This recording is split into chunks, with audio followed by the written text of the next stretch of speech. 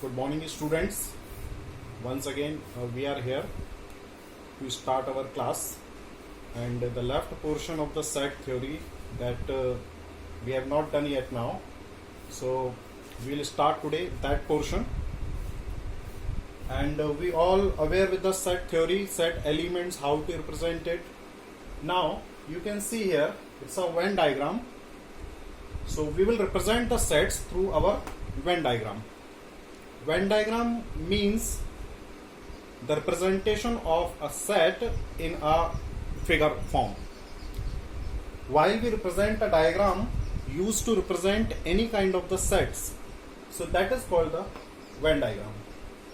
Under this Venn diagram, we represent all the different sets and their elements, as well as with the universal set or without the universal set. So here we can see the three category representation of set. Simple. Suppose set A is given 1, 2, 3. So how to represent this set? The another category is representation of set along universal set. Means we will represent here the sets with the universal set. All you must know what is the universal set. The third category comes under the representation of two sets. More than one set if we want to represent, then we can representation in two sets. So let's start with our first category, that is representation of sets. One set is given. For an example, A is equal 1, 2, 3. So dear students, here the board is small, so we will see here.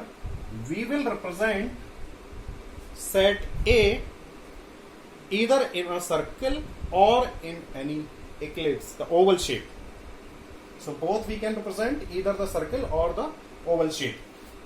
While we represent the sets, the set name, that is A we will write at the boundary of set. I think so it is small, so we did it here.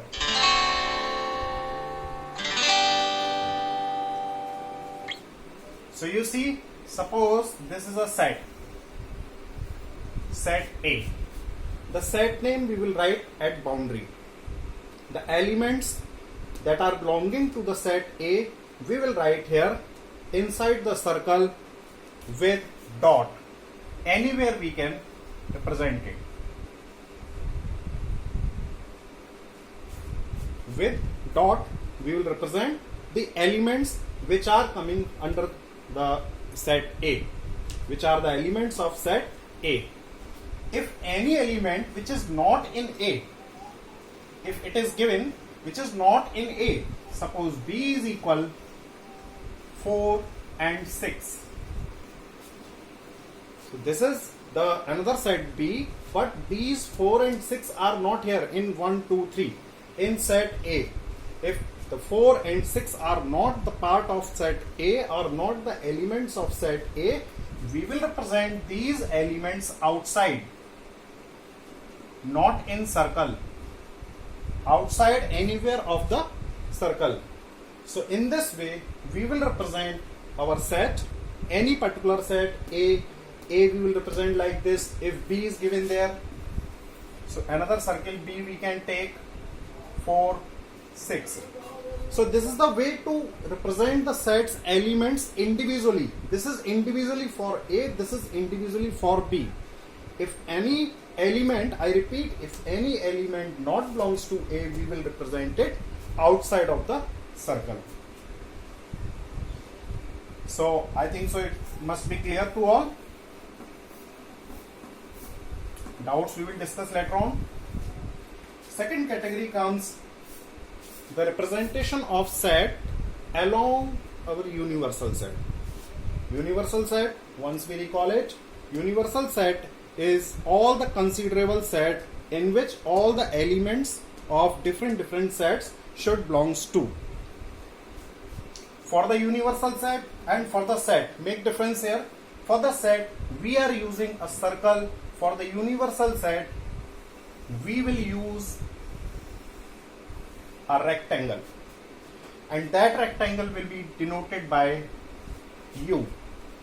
So this portion is allotted for the universal set. All the elements of universal set must be there inside the rectangle. Let us take an example. U is equal to 1, 2, 3, 4, 5, 6 and 7. The total 7 elements we have considered here. And set A 1, 2 and 3. Set A is given 1, 2, 3. So universal set and set A must be inside the universal set. As we have earlier we have cleared it, all the elements we will consider in universal set, and out of the universal set the another set, a particular set must be taken. So that means we can say A is the subset of U. All the elements of A will belongs to universal set. Now represent these elements. 1, 2, 3. 1, 2, 3 we will represent inside the circle A, because these are the 3 elements for set A. Now left elements of universal